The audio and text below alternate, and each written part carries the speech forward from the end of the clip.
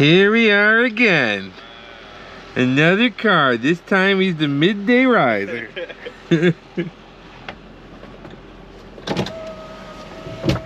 Third time's the charm, Mike. Third time. We're going a different way this time, though. No, we're going deep. Yeah, we're going the decent way, though. I said I'd rather go farther distance in a different way than go to New Jersey anytime. Yeah, New Jersey sucks. So today we are back on the road to buy another car. Going to Canada. Going to Canada. No, we're going to Maine to buy, taking this from Hoovie, the cheapest E36 M3 in the country. So it's a 4-door, it's automatic, but it's rust-free and it's only got 150 on it. So it's a little bit apart, but that's simple. That's simple. Dimple. So we're gonna go scoop it up. We're gonna get the trailer right now. See you on the road. On the road again. We've been driving for hours and it just keeps getting longer. Yeah, it doesn't even make sense. I don't know, it's a time warp we're in. It said 2 hours and 25 minutes. We've been driving for like 2 hours. And we're still 2 hours. It still says hour and 51 minutes. We're in a time warp. Yeah, we're in the twilight zone. So, continuation of yesterday. It got dark out on the way to pick up the M3. So we weren't able to really film. Plus we hit an ice storm. Made it pretty interesting, to say the least. I wish we were able to film it. However, it was just so goddamn dark there. You know, we're in the woods of Maine. So you couldn't see shit. But I had to take the old AMG and pull it out of its resting spot and just yank that motherfucker right out. And then trying to get it up on the trailer. Just when the whole ground is filled with nothing but ice, it was a straight ice storm, like sheets of ice everywhere. Couldn't even get inside the car, had to like chip away at the ice to get the door open. But we made it. We successfully picked up the cheapest complete E36 M3 in the United States. And there she is. Really not a bad car. Faded rear quarter, really faded. You know, but I mean, $2,400 I paid for this car. It's got 150,000 miles and there's no real rust. Yes, a lot of the accessories and brackets got rust on them. It looks like it's been sitting apart for quite some time. The story is they bought this car as a swap car.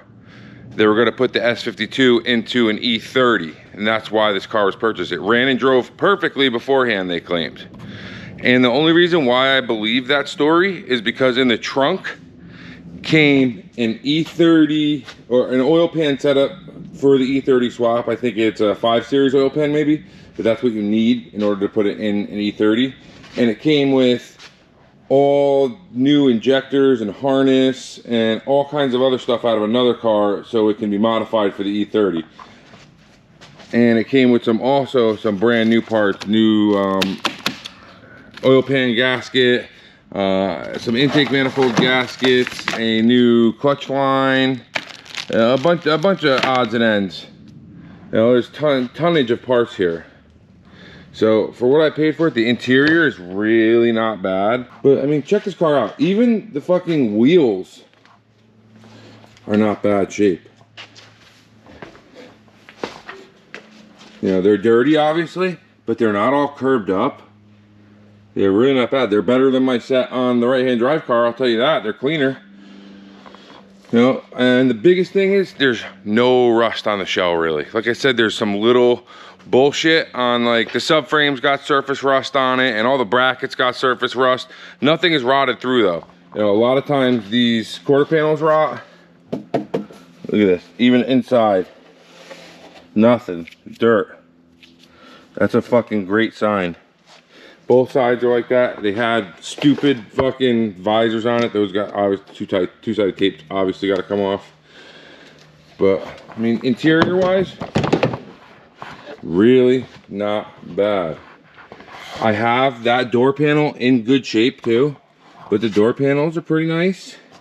The seats are all fairly nice. That one's got a little bit of wear, like they all do, but really not bad.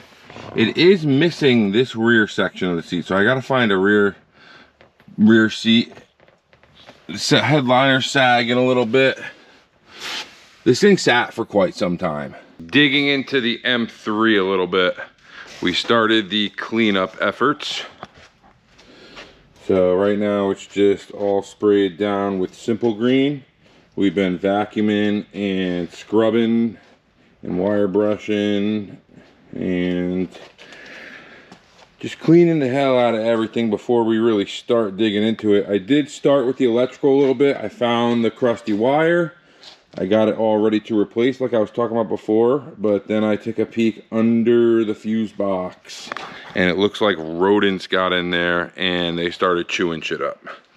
So the wires underneath the fuse box, none of them look chewed through, but a bunch of them have little chiplets out of them, just chewing on them. So I gotta pull the top of the fuse box off, assess the damage. Either have to replace some wires in there or maybe fix them. We gotta see how bad they are. From what it looks like, it should be fairly easy to fix. Just a little bit of, I don't know, we gotta get in there. Gotta get in there and look to see what's going on, but yeah, one more thing we gotta fix on it, not a big deal. I did pick up some coils for it. Almost brand new mono SS's. I know they're not the best, but apparently they are made in the same factory as BC. And I got nothing against BC. I like the way they ride. I've had them on a bunch of cars. So if they ride like BC's, I will be content with them. And for the price I paid, I can't complain. They're not blown. They have decent reviews online. This car isn't getting tracked. You know, some guys go full out and, you know, either run KW V3s or, you know, or fucking Oleans. There's a lot of high-end coils for this car, but guys, I paid $2,400 for the car. It is going to be a daily. I am going to just drive it as a normal car. I'm not tracking it. I am not racing it. I don't street race at all. I don't do any of that bullshit. So there's not even a fucking track near me. So if they ride decent on the street, they're all right with me. And we got to keep the budget down on these. I paid $300 for the coils. They're like $700 new, $750, $800, whatever the fuck they cost. But I paid $300 delivered to my shop, and they're very, very low mile. You know, a couple thousand tops. You know, there's no corrosion on them. They all spin freely, and there's no leaks or anything. So we'll see how they ride. As long as they ride halfway decent and get the setup looking good, we'll be all right. But yeah, we are gonna see the transformation of this. I wanted to keep it dirty to show you guys. The engine bay is first. We're cleaning it up and sorting out everything and get to testing shit, but the turnaround is gonna be amazing. I've had it for about a week now, maybe a week and a half, and we really dug into it and it's almost ready to start up. So I had to take apart the whole fuse box area, and there was 5 or 6 chewed up wires. Had to replace those, which in turn, I believe in turn caused the fuel pump relay to short out the ground going all the way. It ends in like a big ground block somewhere, so I replaced that whole wire. Anything that had damage on it has now been replaced.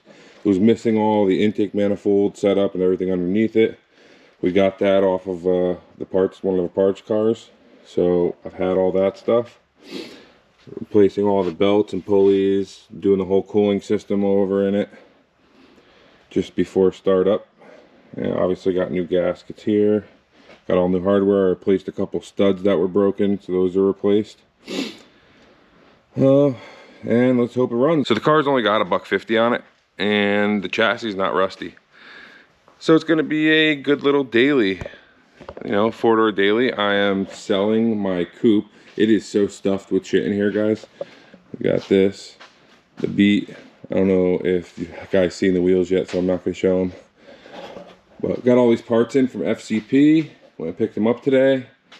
All stuff for the BMW. Shout out FCP. They're awesome. They always got everything I need. We did low temp thermostat, low temp fan switch, new aluminum housing for the thermostat, all new pulleys, spark plugs for after we get it running, some new CCV piping, all that shit. And then I got all new door panel clips and a couple interior clips that I needed. Get it back together once we pull it out. The car will eventually get an M50 manifold as well, but I'm just trying to get it running completely stock. I got a fresh set of injectors I just cleaned up, ready to put in it. And yeah, we're replacing all the vacuum lines with CRP silicone line. Again from FCP. It was missing the alternator. We just put this alternator in out of the parts car. Should all be good. New pulleys, belts.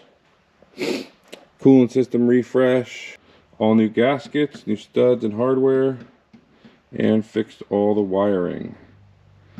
We shall see if it's a runner. Oh, also picked up fiberglass LTW wing for it.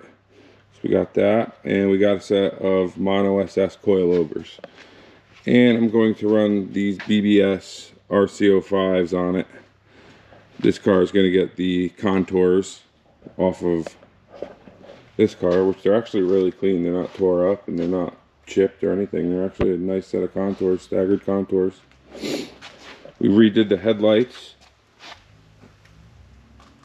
OEM Euro ZKWs.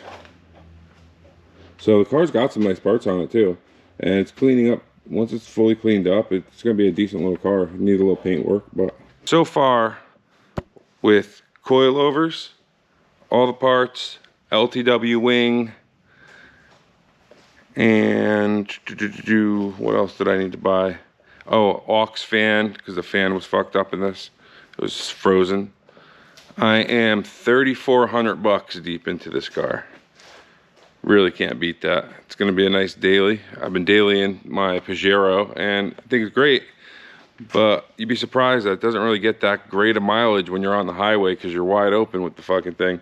And it ends up getting like, you know, 15 miles per gallon.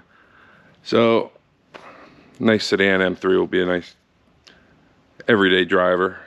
And guys, don't forget to like, comment, and subscribe. We're growing pretty good, you know, over 1,000 already. We're only like a month old. 1,000 of you motherfuckers following me. It's crazy. But I like showing you guys everything. I like showing you guys what I got going on. Let's keep it going. Like, comment, and subscribe. Add your little comments down there. I try and respond to everybody, but sometimes I forget. My girl says I'm a busy guy. I'm real busy. Right, Kate? I'm real busy.